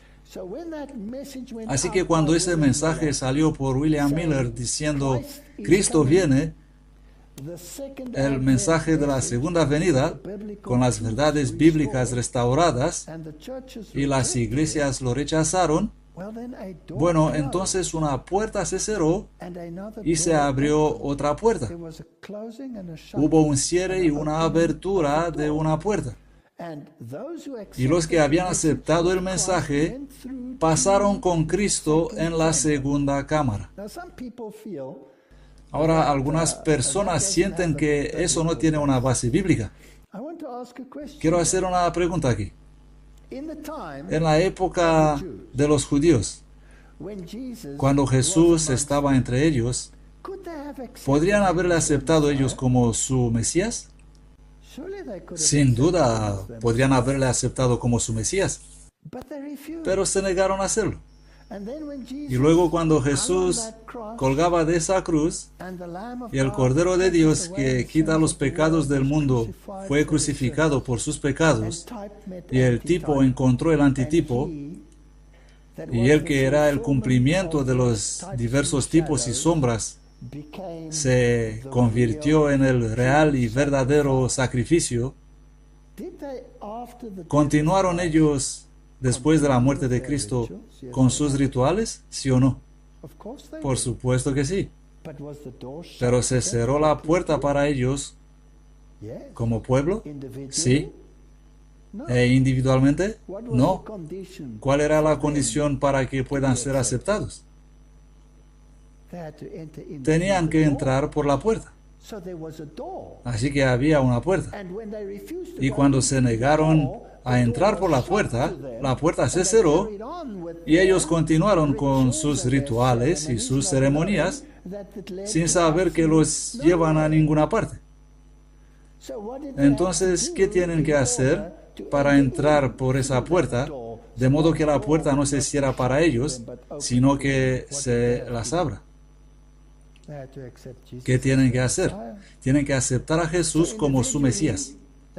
Así que de forma individual pueden ser salvos. ¿No ocurrió lo mismo en 1844? Las iglesias protestantes en conjunto cerraron la puerta. Ellos se negaron a entrar. Pero de forma individual, las personas pueden entrar en la segunda cámara con Cristo. Así que lo mismo sucedió entonces. No tengo ningún problema con la puerta abierta y cerrada, sobre todo en el contexto del santuario. El santuario será un punto de ataques especiales. En el futuro, engaños de toda clase se levantarán y queremos una base sólida para nuestros pies. Queremos pilares sólidos para la construcción. Ni una clavija ha de quitarse de lo que el Señor ha establecido. El enemigo introducirá falsas teorías, tales como la doctrina de que no hay santuario. Este es uno de los puntos acerca de los cuales habrá una desviación de la fe. ¿Dónde encontraremos seguridad a menos que sea en las verdades que el Señor nos ha estado dando en los últimos 50 años? Este movimiento fue dirigido por el Espíritu Santo. ¿Tenemos tales movimientos? Sí, empezaron y ganaron impulso Incluso en el tiempo del movimiento de Ford, Cristo no entró en el lugar santísimo, entró en el lugar santo. Perdone. Si entró en el lugar santo, entonces, si entró en el lugar santo, ¿cuándo va a entrar en el lugar santísimo? O viceversa. Todo esto es muy confuso, simplemente porque la Biblia dice en la nueva versión King James que cuando Jesús resucitó de entre los muertos y ascendió a lo alto, entró en el lugar santísimo. Pero no es una traducción correcta.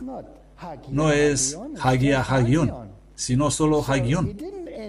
Así que él no entró en el lugar santísimo cuando subió al cielo. Él debe haber entrado en el lugar santo, porque si entró en el lugar santísimo, ¿cuándo entró entonces en el lugar santo? Eso debe haber sido antes de venir a la tierra. Ahora, si fue antes de que él vino a la tierra, ¿cómo pudo haber entrado allí si la Biblia dice que él entró con su propia sangre y no con la sangre de ovejas y cabras? Así que bíblicamente, tal como está en muchas otras traducciones, incluyendo la versión King James, Jesús entró en el lugar santo. Eso significa que debía ir al lugar santísimo en algún momento posterior. Y el único tiempo que da la Biblia es 1844. Así que queremos estar en tierra firme aquí y no queremos que seamos movidos en este punto. Satanás está tratando continuamente de introducir suposiciones caprichosas respecto al santuario, degradando las maravillosas representaciones de Dios y del misterio de Cristo para nuestra salvación, hasta cambiarlas en algo que sea adecuado para la mente carnal. Él quita el poder conductor del mensaje de los corazones de los creyentes y pone en su lugar teorías fantásticas inventadas para anular las verdades de la expiación, destruyendo nuestra confianza en las doctrinas que hemos tenido por sagradas desde que se dio por primera vez el mensaje del tercer ángel. ¿Por qué odia Satanás este mensaje?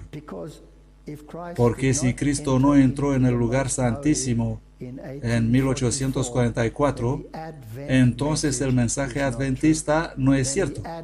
Entonces el pueblo adventista no es único y nosotros podemos llegar a ser parte de la sopa ecuménica. Pero si el mensaje es verdadero, entonces Dios está llamando a la separación bajo la ley de Dios. Y esto significa que Él ha llamado a este pueblo. De este modo quiere robarnos la fe en el mismo mensaje que nos ha hecho un pueblo especial y ha dado rasgos distintivos y poder a nuestra obra. Si le robas al mensaje adventista el componente del santuario, le robas el componente del remanente. He visto que el diagrama de 1843 fue dirigido por la mano del Señor y que no debe ser alterado, que las cifras serán como Él las quería, que su mano cubrió y ocultó una equivocación en algunas de las cifras para que nadie pudiese verla hasta que la mano de Dios se apartase. ¿Por qué algunas personas hacen caso omiso de estas declaraciones? Luego vi, en relación con el continuo, Daniel 8:12, que la palabra sacrificio había sido provista por la sabiduría humana y no pertenece al texto, y que el Señor dio el sentido correcto a los que proclamaban que había llegado la hora del juicio. Por lo tanto, nuestro mensaje original es correcto. Mientras existió la unión antes de 1844, casi todos aceptaban la opinión correcta acerca del continuo. Pero en la confusión reinante desde 1844 se han aceptado otras opiniones y como consecuencia han entrado tinieblas y confusión. La confusión de las fechas no ha sido una prueba desde 1844 y nunca volverá a ser una prueba. Hay tantos puntos de vista hoy. Todo lo que tienes que hacer es mirar al original. Vamos a continuar con algunos de esos pioneros. Jean Andrews dejó la escuela a los 11 años. Entonces, ¿quiénes fueron los pioneros de este movimiento adventista? Un niño que no podía ir a la escuela porque tenía los ojos viscos. Una niña que estaba medio paralizada y no pudo ir a la escuela por más de 3 años. Y luego un hombre que dejó la escuela a los 11 años. Fue autodidacta, Andrews. pero hablaba 7 idiomas. Podía leer la Biblia en los 7 idiomas, podía recitar el Nuevo Testamento de memoria, y empezó a guardar el sábado del séptimo día a los 17 años, y comenzó a trabajar como pastor a los 21 años, y a los 22 era miembro del comité editorial de publicaciones. Esta es una historia fascinante. Esta no es una historia común. No tenemos que mirar todas sus hazañas. Él fue el que abrió el camino a la obra misionera extranjera y murió en Basel, Suiza. Luego Uriah Smith, otro personaje interesante que perdió una pierna en 1844 cuando tenía 12 años. Él inventó la articulación flexible de la rodilla y del tobillo que se utiliza hasta hoy día. No pudo ser frenado por la falta de una pierna y necesitaba las 2 manos, así que hizo un plan. A la edad de 20 años se unió a los adventistas y a los 21 estaba en la obra de publicaciones. Es increíble. Loughborough fue pionero en la venta de literatura adventista. Comenzó a vender a 35 céntimos el paquete en una de las reuniones de campaña y se interesó mucho por la reforma sanitaria a causa de su enfermedad, y después comenzó a publicar libros de esta naturaleza. Así que en toda la obra de publicaciones Dios tenía a la gente más extraña que él reunió. ¿Qué tal este hombre, Joseph Bates? A los 15 años era un grumete. Podía decir tacos como un soldado y beber como un pez. Él sufrió naufragios, estuvo encarcelado. Él era el más viejo de los 3 fundadores de los adventistas. Y si no fuera por su querida esposa, no sé dónde estaría, porque la historia nos dice que él tenía una gran caja llena con horribles libritos baratos que solía leer, y su esposa siempre le colaba una Biblia ahí. Y un día él empezó a leerla, y por sí mismo dejó de beber, dejó de hablar palabrotas, se convirtió en una persona totalmente diferente simplemente leyendo la Biblia. Este es el tipo de persona que se traía al mensaje adventista. Haskell era un evangelista administrador predicando para los adventistas que no guardaban el sábado. En 1853 empezó a guardar el sábado. Él comenzó la obra en Australia y Nueva Zelanda. Fue a Londres, Europa Occidental, África, India, China, Japón. Bautizó gente incluso en China. Estas personas eran emprendedoras. Así que si los miras, Ellen White, 17 años, cuando tuvo su primera visión. George Washington Amadon, 21 años. Alan Brood, 20. Butler, convertido a los 22 años. Daniels, 20. Edson, el anciano, 37. Todos los demás, 20. Jóvenes. Es casi como Josías. ¿Correcto? Cristo dio a la iglesia un cometido sagrado. Cada miembro debe ser un medio por el cual Dios pueda comunicar al mundo los tesoros de su gracia, las inescrutables riquezas de Cristo. No hay nada que el Salvador desee tanto como instrumentos que representen ante el mundo su espíritu y su carácter. No hay nada que el mundo necesite más que la manifestación del amor del Salvador por medio de seres humanos. Todo el cielo está esperando a los hombres y las mujeres por medio de los cuales Dios pueda revelar el poder del cristianismo. Este es el tipo de persona que Dios usó para levantar esta iglesia. Y me imagino que más de un teólogo debe tener un problema con esto. Es decir, estas personas, ¿eran ellos teólogos? ¿Por qué pasó Dios por alto todas las mentes brillantes y eligió a esos simples tipos de Juan Bautista que deambulaban indigentes por los desiertos? Y después de todo, algunos afirman que ellos no eran exegetas. Así que, ¿cómo podemos confiar en ellos porque no eran teólogos? Así que tal vez tenemos que modificar su teología. ¿Quién condujo el establecimiento de la teología? A eso me refiero, de la creación hasta hoy. 1 Corintios 2:4, y mi palabra y mi predicación no fue con palabras persuasivas de sabiduría humana, sino con demostración del Espíritu y de poder. para que vuestra fe no esté fundada en la sabiduría de los hombres, sino en el poder de Dios. 1 Corintios 1:26. Pues mirad, hermanos, vuestro llamamiento, que no muchos sabios según la carne, no muchos poderosos, no muchos nobles son llamados. Pero Dios escogió lo necio del mundo para confundir a los sabios, y escogió lo débil del mundo para avergonzar a los poderosos. Ellos son piedras de tropiezo. Y hoy parece que necesitamos nuevas teologías para resaltar que esas personas en realidad no deberían haber tenido la capacidad de convertirse en exegetas.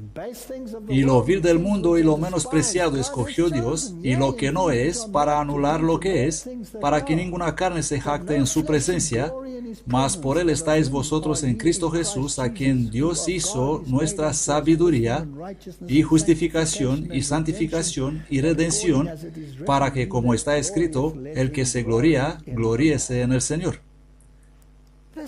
Este es el fundamento del adventismo. Leemos en Review Herald: los hombres más útiles en el mundo no han sido los exaltados, los autosuficientes, que han sido elogiados y acariciados por la sociedad, sino los que han caminado humildemente con Dios, que han sido modestos en modales y cándidos en la conversación, que han dado toda la gloria a Dios, no tomando nada de ella para sí mismos, son los que han ejercido la más decidida y saludable influencia sobre la Iglesia. Cuando se necesita un solemne y directo testimonio para reprender el pecado y la maldad, aunque sea en los puestos altos, ellos no guardarán por su paz, sino presentarán atención a la instrucción de Dios de la verdad cuando ordena: clama a voz de cuello, no repares, alza tu voz como trompeta y anuncia a mi pueblo sus transgresiones y a la casa de Jacob sus pecados. Con el paso del tiempo, el movimiento joven de Josías llega a la madurez, y más adelante podemos esperar un viaje lleno de baches. La Iglesia Adventista del Séptimo Día ha de ser el guardián de la gracia de Dios al final de los tiempos, y fue establecida en pilares de verdad que no se pueden mover. Cada institución establecida por los adventistas del séptimo día debe ser para el mundo lo que Josué fue en Egipto y lo que Daniel y sus compañeros fueron en Babilonia. En la providencia de Dios, estos elegidos fueron llevados cautivos para acarrear a las naciones paganas las bendiciones que recibe la humanidad mediante el conocimiento de Dios. Eran representantes de Jehová. Nunca debían comprometerse con los idólatras. Nunca. ¿Qué tienen en común la luz y las tinieblas? Su fe religiosa y su nombre como adoradores del Dios viviente debían ser llevados como un honor especial. Por lo tanto, ¿vamos a tener una iglesia perfecta? Por supuesto que no. ¿Fue Israel perfecto? No. Pero aquí hay un buen consejo. No hay necesidad de dudar ni de temer que la obra no tenga éxito. Dios encabeza la obra y Él pondrá en orden todas las cosas. Si hay que realizar ajustes en la plana directiva de la obra, Dios se ocupará de eso y enderezará todo lo que esté torcido. Tengamos fe en que Dios conducirá con seguridad hasta el puerto el noble barco que lleva al pueblo de Dios. Vamos a ir a casa. Los baluartes de Satanás nunca triunfarán. La victoria acompañará al mensaje del tercer ángel. Así como el capitán de la hueste del Señor derribó los muros de Jericó, el pueblo que guarda los mandamientos del Señor triunfará y todos los elementos opositores serán derrotados. Pero me gustaría recordarles que no todo el pueblo que guarda los mandamientos de Dios están todavía en armonía con los principios y las bases de esta fe. Esto es asunto del Señor. Van a presentarse como fieles centinelas sobre los muros de Sión, no para esconder el pecado, no para adular a los impíos y no para obtener las simpatías de sus hermanos, sino para recibir la aprobación de Dios. Y esto es difícil a veces, esto es duro.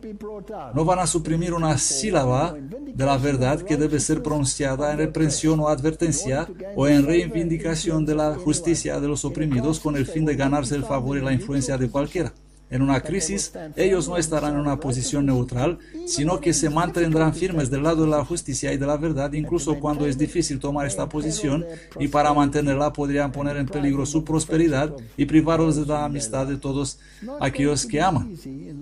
No va a ser fácil en los tiempos que vivimos mantenernos en los principios que hicieron de esta iglesia lo que es. Y esto me hizo pensar,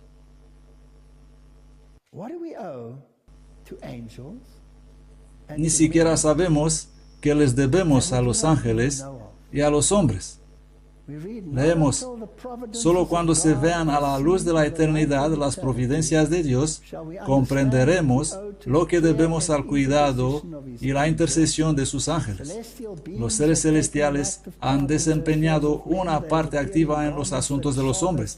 Han aparecido con ropas tan brillantes como relámpago, se han presentado como hombres bajo la apariencia de viajeros, han aceptado la hospitalidad ofrecida por hogares terrenales, han actuado como guías de viandantes extraviados, han frustrado el propósito del ladrón y desviado el golpe del destructor.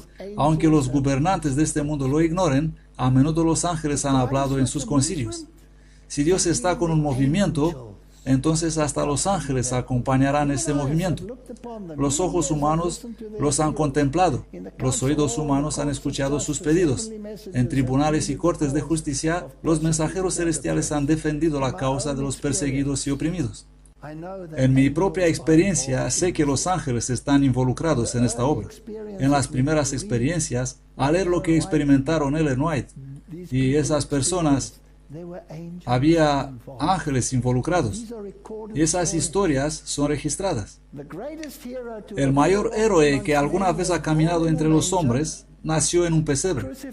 Fue crucificado en una cruz, fue rechazado y despreciado, y hasta hoy es calumniado, marginado y falsificado, incluso por aquellos que supuestamente le sirven.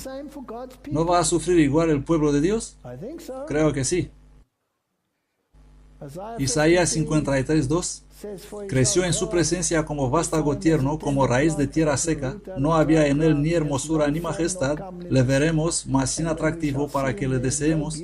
Despreciado y desechado entre los hombres, varón de dolores, experimentado en quebranto, y como que escondimos de él el rostro. Fue menospreciado y no lo estimamos. Esa no es una cosa cómoda para vivir. Y muchos en nuestra iglesia no quieren aceptar que somos diferentes y que debido a esa diferencia vamos a ser despreciados. Más a la mitad de la fiesta subió Jesús al templo y enseñaba. Y se maravillaban los judíos diciendo, ¿cómo sabe este letras no habiendo aprendido? Al igual que algunos de nuestros pioneros. De cierto os digo, Mateo 11:11, entre los nacidos de mujer jamás se levantó otro mayor que Juan el Bautista. Pero el que es menor en el reino de los cielos, mayor es que él. Juan el Bautista fue tan apreciado. ¿Qué hizo tan grande a Juan el Bautista? Él cerró su atención a la multitud de las tradiciones presentadas por los maestros de la nación judaica y la dirigió a la sabiduría que viene de lo alto. ¿Cómo era posible que Dios iba a establecer un movimiento basado en todas aquellas tradiciones que confunden la mente de los hombres? Eligió esa gente sencilla. ¿Y qué gente poderosa eran? Sin educación, hablando 7 idiomas y recitando el Nuevo Testamento de memoria. Juan el Bautista no fue hecho idóneo para su elevada vocación de precursor de Cristo mediante el contacto con los grandes hombres de la nación en las escuelas de Jerusalén. Salió al desierto, donde las costumbres y las doctrinas de los hombres no pudiesen moldear su mente y donde pudiese tener comunión con Dios sin ser estorbado. Y Dios quiere esto de su pueblo, mantenerse separado, no mezclarse con estas teologías extrañas, estas ideologías confusas por ahí que nos robarían la sencillez de lo que es ser hombre y mujeres de Dios. Los seguidores de Cristo habían de ser llamados a soportar penurias, privaciones, pero sin ellos, el tiempo de prueba para el mundo hubiera acabado. quiero que piensen en esto. El pueblo de Dios han cambiado el curso de la historia. ¿No cambió Martín Lutero el curso de la historia? Y el mundo nunca puede saber lo que debe a unos pocos grandes hombres. Piensen en Abraham, Moisés, Josué, Caleb, David y sus hombres poderosos, los profetas, los apóstoles, Pablo, Bernabé, Esteban y todos ellos, Hus, Martín Lutero, Tyndall. Y luego hay algunos héroes del movimiento adventista que la gente ni siquiera sabe acerca de ellos. No tienen ni idea que ellos han cambiado el curso de la historia. William Miller, Ellen White, pioneros. Un hombre con el nombre de Alonzo T. Jones. Él llegó a confundirse más tarde en su vida, pero ¿saben que ustedes y yo no estaríamos aquí si no fuera por ese hombre? No estaríamos aquí porque por su habilidad oratoria, él paró el proyecto de la ley de Blair, que podría haber llevado a la venida de Cristo en 1888. Todavía tenemos la oportunidad de elegir debido a este hombre único y nadie sabe quién es. Nadie sabe quién es. Tenemos una deuda con estas personas. ¿Cómo vamos a llevar este mensaje? Hemos de llevarlo con la explosión de una trompeta o con un gemido. Y si la trompeta diere sonido incierto, ¿quién se preparará para la batalla? Clama a voz de cuello, no repares. Alza tu voz como trompeta y anuncia a mi pueblo sus transgresiones y a la casa de Jacob sus pecados. Hoy en día hay una tendencia tal que por el bien de la paz suavizar los mensajes. Es hora que el pueblo de Dios se levante.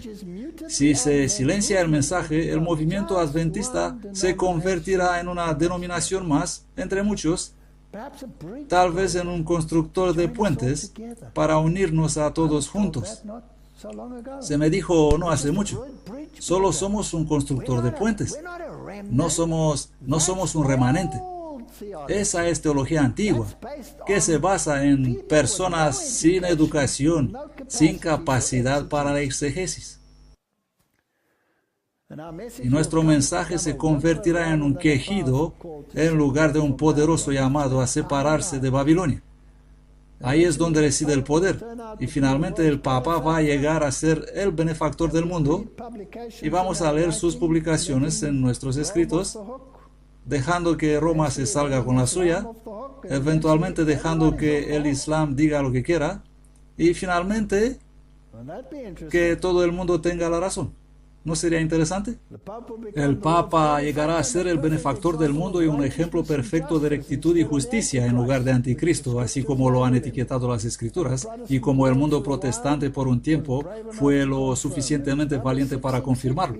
¿Y su número, el 666, es su número o no lo es? Ve y comprueba la historia. Ve y lee ese gran libro de Edwin de Cook, 666, y descubre que este es un principio sano y perfectamente histórico. ¿Y va a ser el enfrentamiento final un quejido o va a ser un cataclismo? ¿Hacia dónde vamos? Creo que el cielo va a ser removido para mostrar su brazo. ¿Y vamos a capitular? Espero que no. ¿Habrá un pueblo? ¿Nos vamos a comprometer? ¿Nos convertiremos en impotentes? Esta no es una nueva guerra, es una vieja guerra. Tan pronto que salga de las prensas, el conflicto de los siglos debe ser promovido por encima de cualquier otro libro. Se me mostró esto. Esparcid este mensaje. El libro que debió haberse vendido no se vendió, y los hombres que debieron haberse preocupado de promoverlo desanimaron a los colportores para que no lo vendieran. Todo lo que dije fue como agua que se disipaba al caer sobre una roca. El Señor dijo: juzgaré por esta obra falsa y sin honradez. Los que obstaculizaron la obra tendrán que responder ante Dios por esto. Tenemos un mensaje poderoso, no podemos suavizarlo. Estoy tan agradecido que este libro está ahora vendido. Pero algunos de nosotros prefieren reducirlo al tamaño de un sello de correos, por no entrar en conflicto con las ideologías modernas.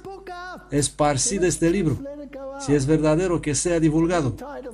El apogeo del papado fue la medianoche moral del mundo. Las sagradas escrituras serán casi desconocidas no solo de la gente, sino de los mismos sacerdotes. A semejanza de los antiguos fariseos, los caudillos papales aborrecían la luz que habría revelado sus pecados.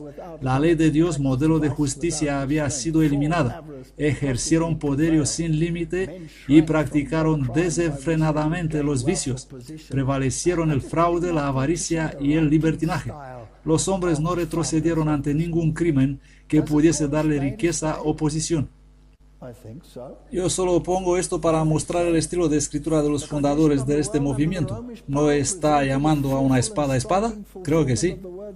La condición en que el mundo se encontraba bajo el poder romano resultaba ser el cumplimiento espantoso e impresionante de las palabras del profeta Oseas.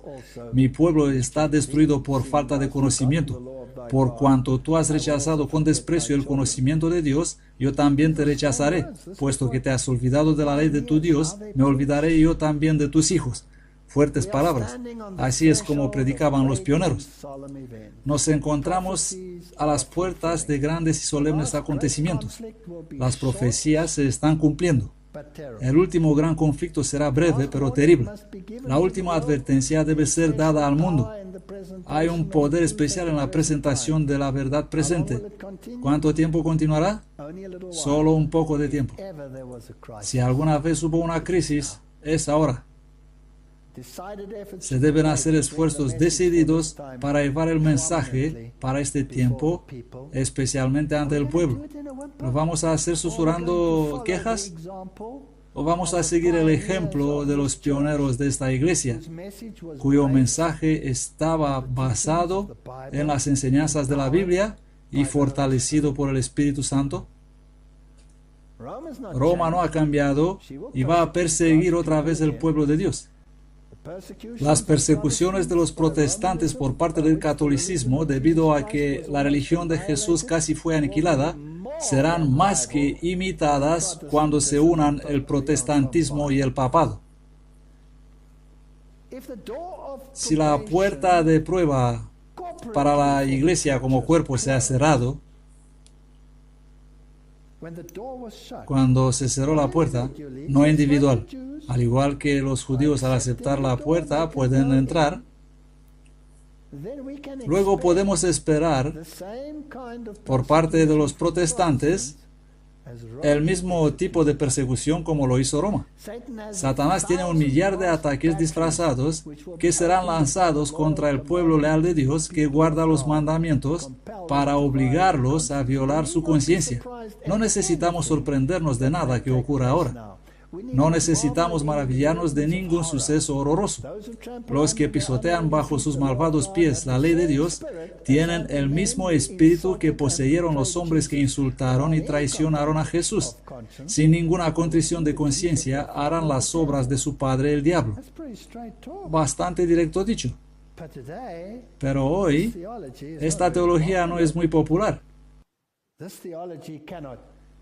Esta teología no puede ser predicada en el tiempo que vivimos. A aquellos que deseen refrescar su memoria y ser instruidos en la verdad, estudien la historia de la iglesia primitiva durante el día del Pentecostés y el tiempo que le siguió en forma inmediata. Estudien cuidadosamente en el libro de Hechos las experiencias de Pablo y de los otros apóstoles, porque el pueblo de Dios en nuestros días debe pasar por experiencias similares. Algunos serán encarcelados porque se negarán a profanar el sábado del Señor.